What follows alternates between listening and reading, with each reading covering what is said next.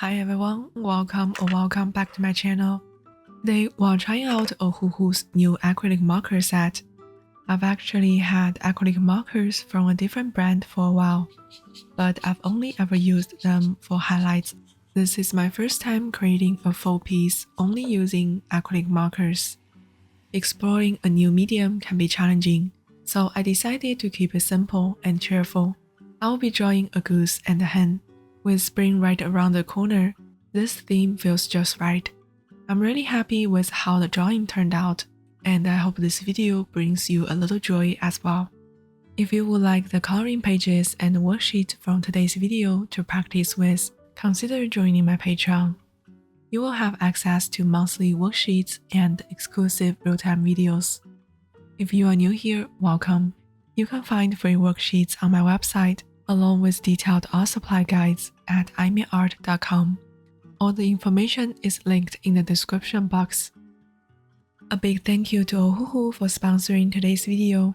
Ohuhu recently released 2 new acrylic marker sets, each with 24 colors. First up, we have the dark ink acrylic marker set. These markers already have ink flowing to the nib, so there's no need to press before using them. Each marker has a brush nib and a visible ink level on the body. They are lightweight and comfortable to hold. Here are the color swatches I did. It comes with both a white and black card, so you can see how the colors looks on different background. This is the set I will be using for today's drawing. The next set is a 48 marker pack, but it still has only 24 colors. Each color comes with 2 markers, one with a very fine tip and one with a reversible tip.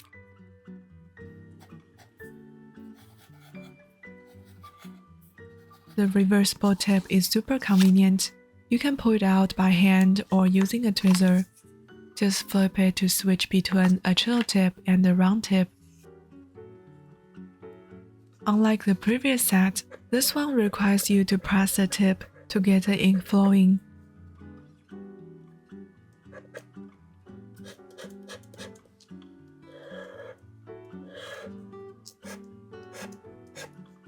If you are unsure which tip type to get for acrylic markers, this set offers you 3 types of tip. Just like the previous set, you can see the ink level on the marker. Now here's a side-by-side comparison. On the far left, I have my Posca marker, which I've had for a long time. I won't go deep into comparing brands, since I don't have much experience with acrylic markers yet. Instead, in this video, I'm focusing on exploring how to use them for drawing and seeing how I like them. The best way to get familiar with a new medium is to just start creating with it. Honestly, the results surprised me. I love how the drawing turned out, even though I struggled at first. Blending with acrylic markers felt unfamiliar, and it was a bit frustrating. But after some practice, I fell in love with the brush tip set. It's lightweight, easy to carry, and the brush tip makes blending much smoother. For the rest of the video, I will walk through my painting process and share my thoughts on using acrylic markers. Just like with alcohol marker drawings, I started with a pencil sketch. The paper I'm using is watercolor paper. Before filming, I practiced on mixed media paper, which I normally use for my marker drawing, because I assumed acrylic markers would work well on any surface. At first, I didn't think much about paper choice, but later I realized that because these markers are quite juicy, they can cause the paper to warp. That's when I decided to do some research, and I found that many people recommend watercolor paper. I'm curious what's your favorite paper for acrylic markers. Let me know in the comment. After switching, I noticed a huge difference. Blending became much easier, and I could layer more ink without worrying about the paper warping. Since we just have 24 colors, we need to blend them to create more shades. If I were using alcohol markers, I would paint the entire grass area with one color first, and then layer another on top. But with acrylic markers, blending has to be done before the ink dries, so I had to work in small sections, quickly switching colors while the ink was still wet to blend them smoothly.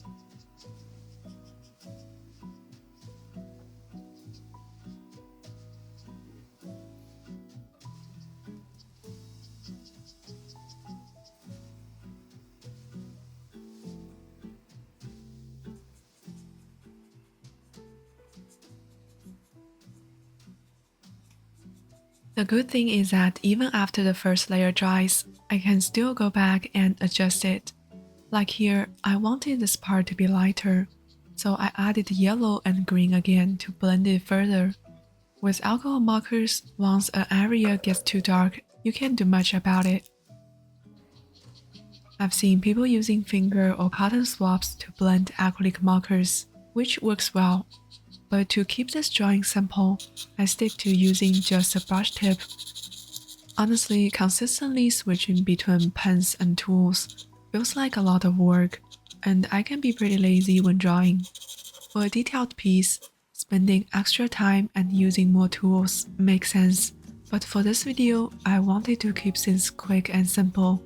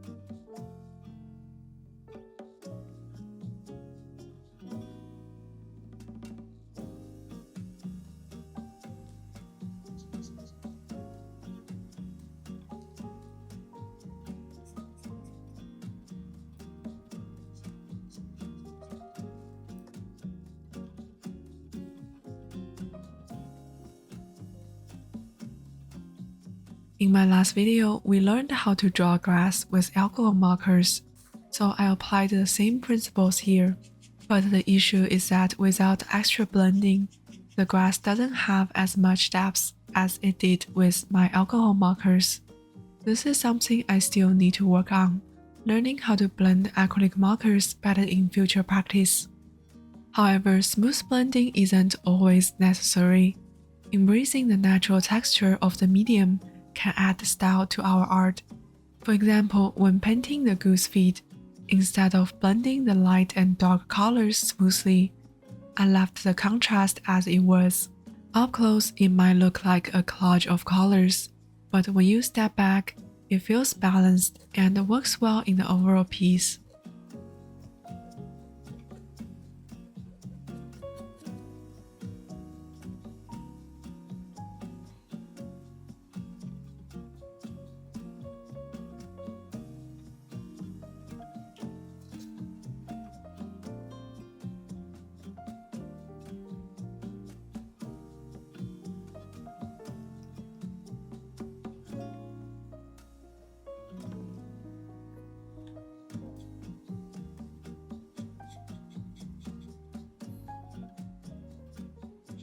I wasn't sure what color to use for the flowers at first, but pink was definitely the right choice.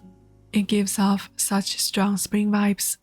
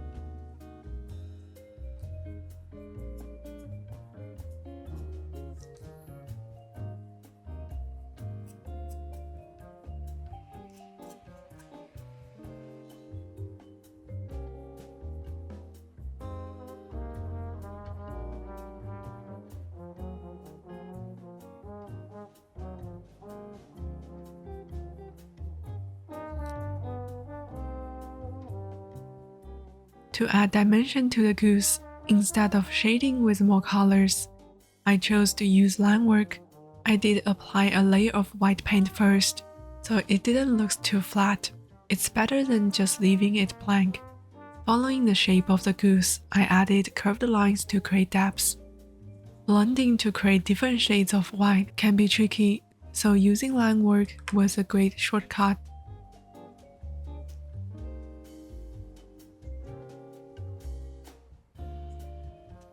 To wrap up this painting, I used a black brush pen to draw some outlines. This added contrast and made the goose stand out more. A simple rule I follow is thicker lines on the shadow side, thinner lines on the light side. Since the light is coming from the left, I made the right side of the lines bolder.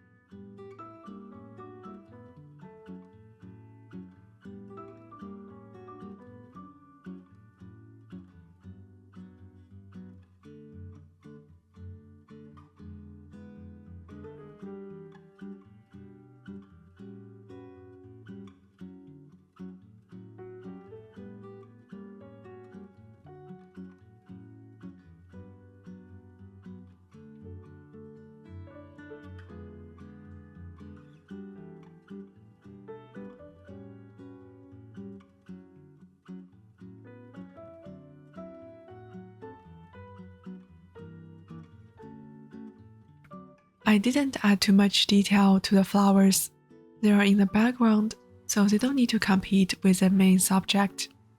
Plus, blending in such small areas is tricky since acrylic markers can be very juicy. We could use a clean brush to blend the ink and remove excess paint, but again, that's an extra tool to use. Even without fine details, the flowers fit right in as decorative elements. I'm really happy with how this piece turned out. It's simple but cheerful. Now that I've gotten a little experience with acrylic markers, I did another painting using the same method.